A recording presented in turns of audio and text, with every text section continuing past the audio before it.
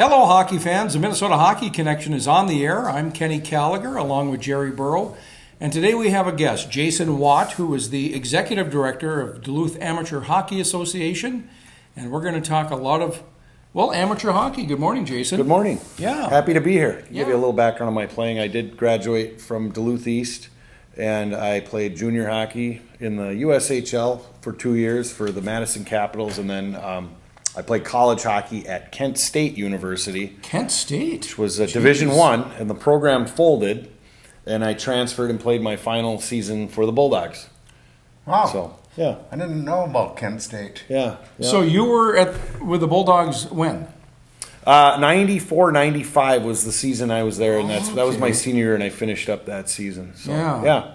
Yep. I was out of town. I didn't move back to Duluth till 95, so my memory escapes me. Yeah. No. So you've been executive director of DAHA now for how long? For 1 year. I started about a year ago. Okay. And it's been great so far. How did that come about? Because I know you're an assistant coach, Duluth Marshall. Mm-hmm. And how did this come about? What happened is I've been working in the private sector. I was actually a mortgage consultant for 14 years, and I was coaching hockey on the side at Duluth Marshall. As an assistant coach there for 8 seasons. And the previous director, Clark Kuhl, is retired. And so I kind of caught wind that he was retiring and they'd be looking for a new director. And I threw my name in the hat, and fortunately they picked me. Now, your father played in the NHL. He did. He was a goaltender. Yep. And I talked to your dad once. I said, you played in the NHL with, who was it? Not Tommy Williams. Was it Gilbertson or Williams? One of the two. Anyways, I said, you played in the NHL? He says, yes, I did. I played 1 period. Correct. Yeah. Very, and he's a cup of coffee, but he made it. He made it. And he's in that list of hockey players. If you go to, hockeydatabase.com, he's in that list of one-game wonders, or however they have it headlined. Yep. And there he is. He's in there. Yeah. Did your uncle play? My uncle was in the minor leagues, also in the Detroit Red Wings farm system, and my dad played with Butch Williams in St. Louis. And they both, your dad and your uncle both played at Michigan State. They played at Michigan State. Yeah. Correct. It was great college teams back then. Yeah. Well, again, Jason Watt joins us, and Jason, what is the status? What is the current status of Duluth Amateur Hockey Association, and how can folks, if they want to get involved, maybe parents?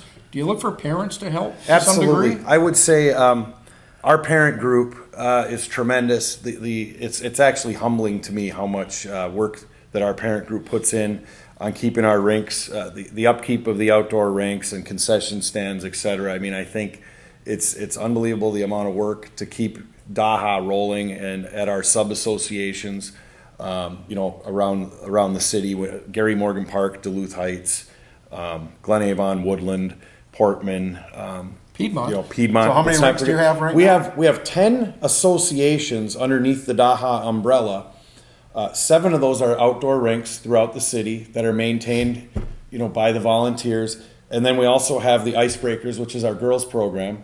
And then we have Denfeld and East, so it kind of splits the city down the middle between East and West. So, but underneath that DAHA umbrella, there's 10 sub-associations, each with their own unique boards and presidents, and they make their decisions. And I kind of oversee, like I said, we're the umbrella sort of over that. So they all do a great job. Again, it's a very unique setup. I don't believe there's not many associations set up the way we are, which can be, it's really great, and sometimes it can be quite a challenge. Well, we learned this past season when Duluth hosted Hockey Day Minnesota that Duluth has the largest number of outdoor rinks and participants in outdoor hockey. That's correct. In the U.S. As far as we know, one of our members who was on the Hockey Day committee kind of coined the term the outdoor hockey capital of the world, and we've now put that on our website. And we're kind of running with that. To our knowledge, we to my knowledge, we don't think there's plenty of outdoor rinks through North America. We don't think there's another outdoor association that plays their games outside. Their practices are outside outside of Daha. If there is somebody out there, we'd like to hear about who they are. Well, where did you play your youth hockey? I played. I grew up in Duluth. I did play my initial year at the Gary rink when it was just Gary New Duluth. Oh, yeah. Now it's Gary Morgan Park. Yeah. My folks moved. We moved out of town. And then when we moved back in 8th grade, I played at Glen Avon. So I've kind of run the gamut, through. I've been on both sides of town and, played at a couple of different outdoor associations. And my great-grandfather, Stanley, was one of the builders of hockey originally in Duluth. And that followed through to my grandfather, Well, Bob. talk about Stanley then. What's Stanley's background? Well, I never met him. He's my great grandfather. But you've heard a lot of stories. He was a tremendous athlete, and Yeah. he was he was Canadian actually, and he moved to Duluth, and he really got hockey. He was one of, I don't want to say he was the only one. Of course, there's always many people, but he was one of the kickstarters of hockey out in the. We go to Heritage Sports Center and we see the Rip Williams, Petersons, the legacy of those families. Absolutely. But your grandfather played an integral role. He's part of that group, absolutely. Nice. And there's many photos in there that my grandfather, donated to the Heritage, and there's all kinds of photos of sort of my family and my grandfather, and they battled back and forth with East-West, and so my folks, or my grandfather and my great-grandfather were very integral to getting hockey rolling out in the Gary area. Jeez, so, great. Yeah. Well, did you know his dad? I know his dad real Yeah, and he played at Morgan He's right at my Park. time. Yep. Your dad was at Morgan Park? He was playing? Morgan Park, and then my uncle Bill also. Yeah. Oh, okay. And Fairchild, Pat Fairchild. Pat Fairchild was there, yeah. That line was, those three guys were Morgan Park at that time. Yeah. Yeah. And there was my uncle, actually, who my dad married my mom, of course, and her brother Jeff was on that line. It was Billy Watt and Pat Fairchild and Jeff Kaywood. Was a pretty fairly outstanding line back then at Morgan Park. So, and my dad was a goaltender, of course. So, yeah. So you've been 1 year now on the job at Daha. After being there 1 year, what are the goals you want for the youth today in Duluth? Well, I would say I want to make a point that I think I've assumed the executive director position. Daha's in very good shape right now. Our numbers have been steady for the last 5 years. We've been right around that 750 mark, 720 to 750, somewhere in there. So hockey's not dying at all in Duluth. It's very strong, but it's sort of flatlined. We're not really growing exponentially either. I would say we do have for lack of a better term, market share. We're getting a better percentage of kids playing hockey. It's just there's less kids right now than there were 20 years ago in the school district. That baby boomers? Probably? I think I'm probably as guilty as anyone. I've just gotten married and I don't have any kids. So, I think it's just a matter of, we need more kids, obviously. Right. But we still want to get more kids involved in hockey. Our president, Brett Klazowski, and I, we'd love to get, up to 1,000. I don't have a magic wand to just make that happen, but we've got some things we're working on to grow those numbers. So Brett's working with you. Brett is the president of our board. Oh, correct. my. Yep. Okay. Brett All right. Klazowski, yep. Good. Mm-hmm. So probably one of the things you have to do with these kids nowadays, there's a lot of kids that hockey's a very expensive sport, and you probably have to find ways that to get them in the program and help them out on some of those costs to get some of these kids in. Yeah, I think one of the what I would say about our outdoor associations is hockey's very reasonable at that grassroots level. Getting them in to the mite and squirt levels, hockey's very reasonable. At the high school level, it is also. We can usually find if somebody can't afford equipment, we can usually find equipment for those kids. It gets a little tricky when you get into those traveling levels kids. At the Pee Wee and Bantam level, which is age 11 through 14. To get some of that AA competition, you have to drive down, or even the A competition. There's a little more travel involved, going down I-35, and then the hotel stays. And those are things we're working on with fundraising, sponsorship, looking at sharing ice costs, things like that, where we can lower that cost, and then I can go out into the community with a straight face and say, hey, hockey's kind of got a bad rap here for being expensive and elitist. Right. It's not that way. I mean, that's my goal, is to make it available to every kid who wants to play the sport. Right. It doesn't happen overnight. I mean, the biggest challenge with hockey, flat out, that other sports don't have is just simply running ice plants, paying for ice. It costs money to run these ice plants, and that, it costs money to for an hour of ice. So what about that's the challenge. What about the Minnesota Wild? I know that they're big with community and kids. How much do they contribute to Duluth and what takes place at Daha? Well, we just finished up a program called the Little Wild, and what they do is they donate the first 50 kids to sign up. Actually, it was 60 kids. I take that back. First 60 kids to sign up get free equipment. They get skates. They get 60 kids. 60 kids. They get outfitted from head to toe, and they go around to different communities and do that throughout the state. Now, is this mites you're talking? Yeah, it's about? entry level kids. Okay. Yep, you're talking 5 and 6 years old. Okay. And it's 4 sessions. They run it every Sunday. It just ended a week ago. And so it's great. And then, they had Keith Ballard was up there working with them on the last day. And usually the Bulldogs are out there, the men or women are out there working with the kids. And so they do a great job with that. That's a great program. It's successful. It's great for the Wild. It's great for us. It gets kids involved. They get that Wild gear to get started. So that's something the Wild's done. Absolutely. That's really helped with grassroots. And of course, we want to get those kids, sign up for hockey if we can after they get that initial exposure. Yeah. Probably one of the challenges, though, with these young kids is you got them in there now, is to make it fun for them so they don't get burnt out so early. Correct, and I think we're pretty good that way. The young ones aren't allowed to travel out of the district. Very minimal if they are allowed at the squirt level. So you don't want to burn those parents out or the kids out. And the little mini mites, if they're on the ice once a week, that's usually pretty good. Again, once we get to the outdoor season, and there's unlimited ice, then a lot of it's just about rink ratting. Right, like we we want did. Yeah, we want them out there rink ratting and just having fun with the game, and that's where you get better anyway. And you want to develop that love for the game early. You don't want to work these kids too hard or create a job-like atmosphere, of course. So I think our associations do a great job of that. Our volunteers, we've got a lot of really good hockey people who see the big picture, who understand that burnout factor. You've got to do other things instead of just hockey.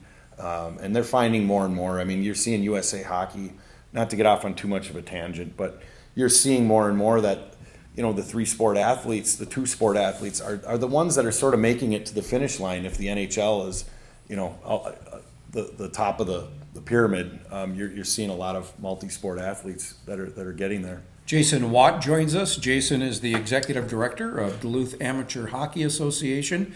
And this is great that you could show up here. So 8 seasons behind the bench at Duluth Marshall with Coach Brendan Flaherty.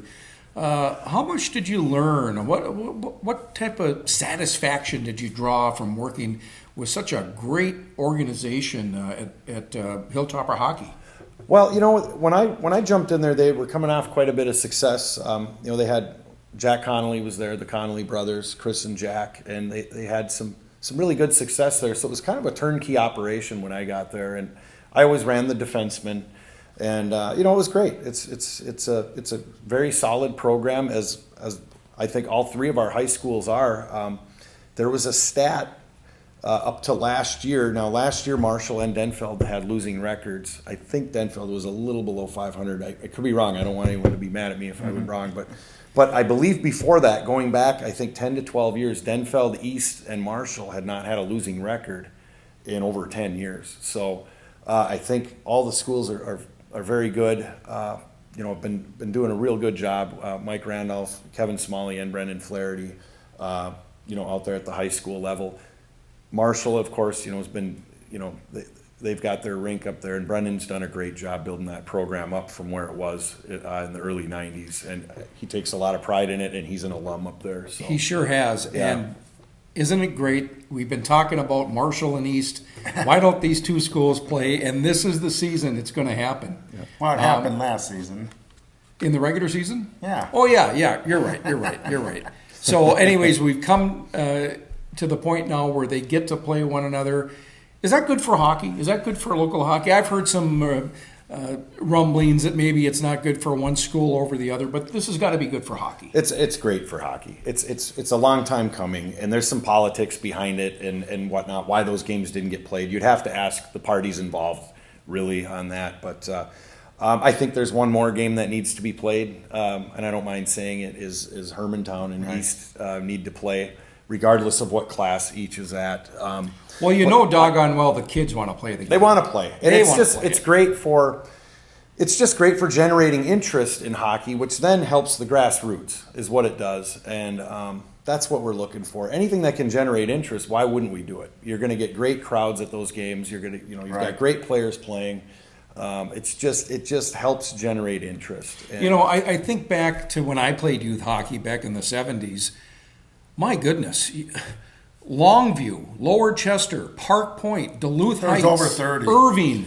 there was The numbers were amazing. Yeah. I don't know what the Lower numbers Chester. were, but what happened? Is it just the lack of kids? Is that the... Well, you know, I have a T-shirt actually that Daha sells. We've got kind of a retro. The rinks that are still existing sell their own apparel, but so our board, some members of our board came up with an idea, and we've got Lower Chester, Merritt, All the old Leicester rinks. Park, and we've got a few of these kind of retro shirts, and on the back it says 37 rinks. I should have brought one with me. Actually. yeah. Come to think All of it, and it lists all the 37 rinks that we had back in the day. That was the number, It was huh? 37 is what we've had strewn through the city, east to west. So You know, again, I played at Lower Chester, and there was so many good players at Lower Chester. Yeah.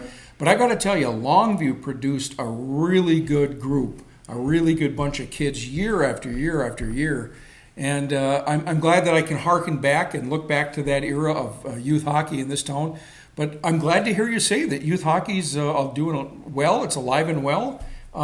If people want to get involved, maybe not necessarily with a kid or something, maybe they just, maybe the kids are grown up and gone. Is there an opportunity for people to get involved on a volunteer basis and help out somewhere? Oh yeah, absolutely. I mean, we're volunteer run. I mean, that's what we are. I mean, you go to these rinks again, Right. the outdoor associations. It's all volunteer. Anyone who wants to be involved, they can just give me a call down at my office, and we'll find something for them to do. We have tournaments every weekend. We can always use help with tournaments every single weekend, starting first week of November right through into middle of February.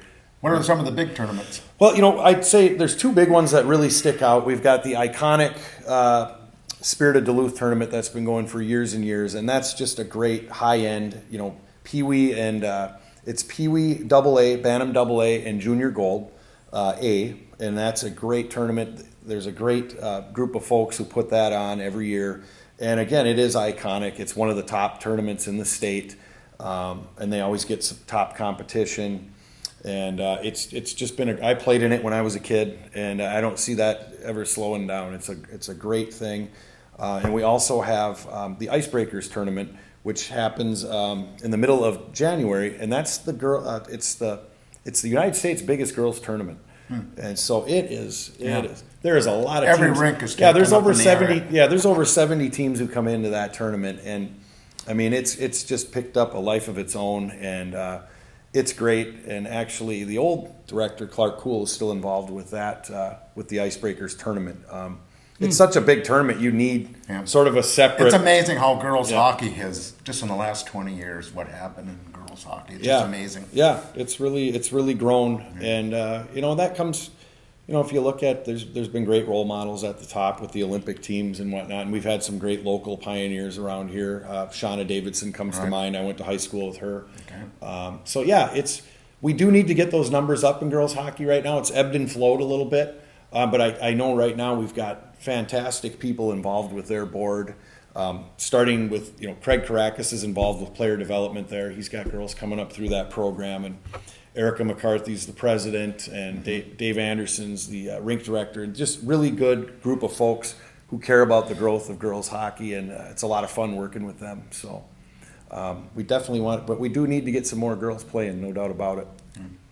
So you played at UMD 1 year. Do you follow UMD all the time? I do, yeah. I do follow UMD. So, and a great start, I think. I've got season tickets to the Bulldogs, and so I go to the games, and great start. I mean, Great start, and look who they got. I mean, they played Mass Low, which is right next to them, like was they 6th or 7th last week, Mass Low, and they tied both games. And Yeah. Michigan Tech was in the top 20, and they beat them both games. And now they got Notre Dame, which is number 5, and UMD's number 4 right now.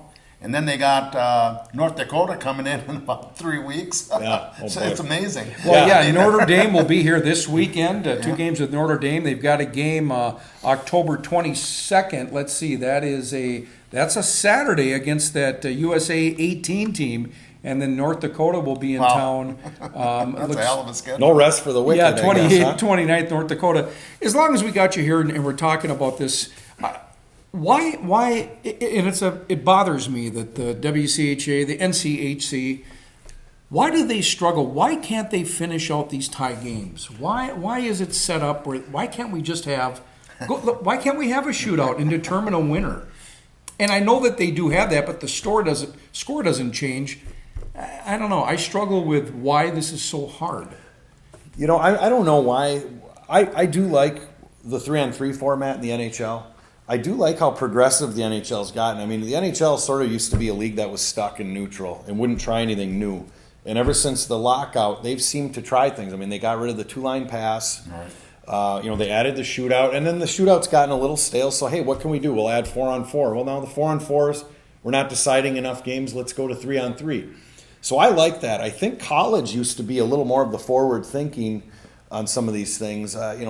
By evidence, the old WCHA, where they went with the Olympic-sized sheets, Minnesota, St. Cloud, et cetera, played on the big sheet. That didn't quite catch fire like they thought it might. But I agree with you. I think let's finish these games, these tie games. And I think maybe part of it is, you go out to Lowell, that's a non-conference game. So you got to get every conference on board, with what you're doing. So I think that's a challenge if you could get all of the leagues to get on board with one system and play it out that way. What bothers me is that I know they've got this point system set up that if you tie the game and then win in that, is it a shootout do they have? They don't get any points, right? Yep. Well, but the score stays the same. So you can look at that 1-1 tie, and even though somebody won in that shootout, you're not gonna know. You'll never know by looking at the score. So it's a little confusing that way. But I think for national rankings and their pairwise, they don't honor shootouts. Right. They just say it's a tie. Yeah. Pairwise, And so- they don't do Well, it. I've said it before in this other show I used to do right here. The average guys, ties are for church.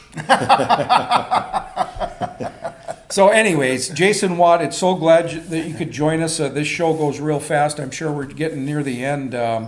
Minnesota Wild have completed their preseason. They're 3-3. They start the regular season this Thursday. They open up at St. Louis.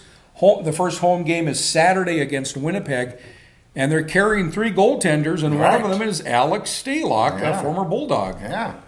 He's playing. Yeah, he is. I was surprised with that, and I was surprised that they dropped Ryan Carter, White Bear, a local boy from the Twin Cities. I don't recall, have the Wild had 3 goaltenders on the roster in years past? I think there has been because someone might be sick and they didn't know so they brought one up from Iowa or something like that. So it was close Well, by. I guess they did because Backstrom was there when Kemper and Devin Dubnyk were. But Alex Stalock, Minnesota Wild. He's had a good preseason too. Well, he's a heck of a goaltender, and he's one of the best in the NHL at playing the puck out of the net. Right. And so, that goes a long ways to helping defensemen. And with the speed of the game now, if you can get a guy that can get out and help you, help get the breakout going, It's like a forward. it goes a long ways to sticking around the league. So obviously we want Alex to get a shot in there and see what he can do. Did you know that the visiting dressing room at the deck was painted pink? I knew that, yes. I asked Brad Bombardier, who played for the North Dakota Fighting Sioux, and I said, "So you played in Duluth?" "Oh yeah." I said, "What? Do you have any fond memories of Duluth?" And he smiles and he says, "That pink dressing room." I wasn't aware of that. Yeah, It mellowed you out. that's the whole idea. A little psychological It's thing. definitely a little psychological warfare. They didn't hit very hard when they came out. Yeah, no kidding. That's funny. Well, that's great, Jason, that you can join us here again. Yeah. Jason Watt, Executive Director of Duluth Amateur Hockey Association. What are some other things that are going on? Some things that maybe you want to share, new and exciting maybe that's happening? First, just really quick, I just want to make sure that I thank all of our sponsors that take care of Daha, mainly from the hospitality industry with hotels and restaurants. So we're very appreciative of that support.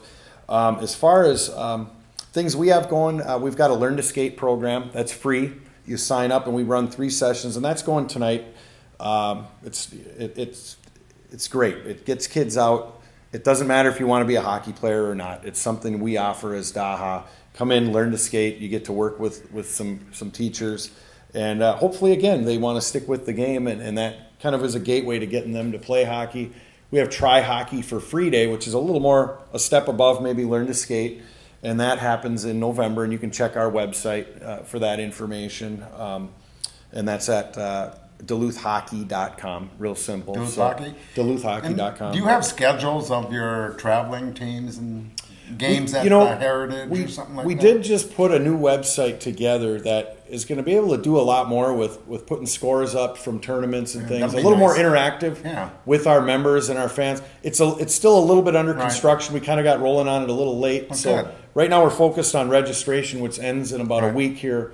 And then after that, we really want to clean up the website and get it looking a little more spiffy. Yeah, that'd be nice. And I understand people want to know schedules and when some of these teams are playing. Right, because there's a lot of good teams in here. There are. Yep. Seeing Hermantown or Cloquet come in and play, I mean, these are big battles for these kids. Yeah. And these are our future high school stars because I tell you what, I go to these, watch these kids, they're just looking forward to get to high school and play for these coaches, in high school. I mean, they're excited. They get out there and they have fun, and after practice they say, thanks, coach. It's pretty neat seeing these kids. The Duluth Hockey Heritage Center is such a great asset to the city of Duluth. As you are well aware of, Peterson Arena burned, and there was ice time that was really had come under a lot of pressure from teams. And there was thought of maybe this Croc Center that was coming in near Wheeler, but that fell through. And then all of a sudden, the focus turned to this Clyde, the old crane-making industrial center. And lo and behold, Alex Giuliani follows through on his dream. A lot of money, a lot of hard work, a lot of help, a lot of donations. And here we have this great facility. We're 6, 7, 8 years into this now. 8 years maybe? How big is this for hockey in Duluth? Well, it's amazing. I mean, we needed that ice, and we didn't have the ice. With Peterson disappearing, that it was just, Pat Francisco was a guy behind the scenes, sort of instrumental in getting these donors together. To name one person, it's just been it's a tremendous building. It's tremendous what's happened there. I'm fortunate to have my office there, the Daha offices there. It's just a great place to go to work every day. And people that come up from the Twin Cities walk through that building and they just can't believe how nice it is. And so we're very fortunate to have that building. We still have some challenges as far as outside of that building with some, Daha, we manage Freiburger Arena, and that's an older arena that needs a lot of repairs every year to keep going. And without that ice, we'd have some of our tournament games will be outside of Duluth, which might hurt the drawing in some of these teams. So there's challenges ongoing, and we're always working we're always looking at things we can do to make the situation better with the city and et cetera, and business folks. And it's always ongoing, but that's the fun part. It's a challenge, but That's great. Jason Watt, thank you so much. Thank you for having me. Appreciate it. Thank you very much, guys. Yeah, Jason is the executive director of Daha. We appreciate that, and we'll talk more about that. DuluthHockey.com. And go to our website, mnhockeyconnection.com, and look for us on Facebook, Minnesota Hockey Connection on Facebook, and like us there. And for the staff at PACT-TV, thank you so much for producing this. And Jerry, we'll be back here next week to drop the puck. Yes, we will. We'll see you then.